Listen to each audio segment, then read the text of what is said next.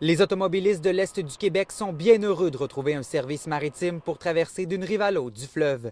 Depuis un mois, il y avait peu d'options. Le dernier mois, je traversais en avion, puis à Bécomo, je devais soit aller travailler en vélo. La reprise de la traverse Rivière-du-Loup-Saint-Siméon fait sauver du temps à bien des usagers du traversier à Matane, qui auraient dû passer par Québec pour se rendre sur la Côte-Nord. Je pars de Mont-Louis. Je m'en vais à Rivière-au-Tonnerre.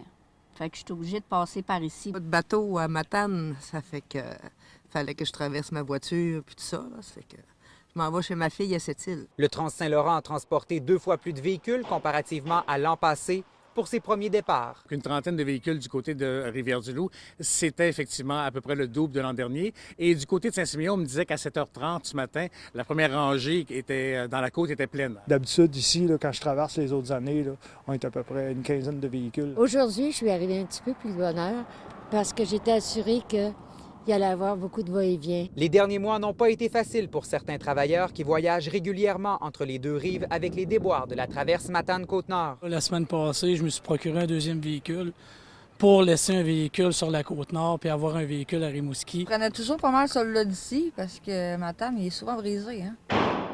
La direction du traversier Rivière-du-Loup-Saint-Siméon s'attend à un bon début de saison.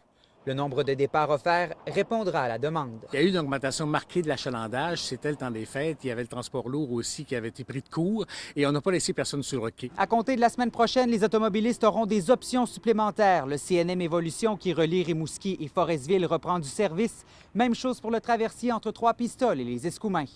Simon Gamache-Fortin, TVA Nouvelles, Rivière-du-Loup.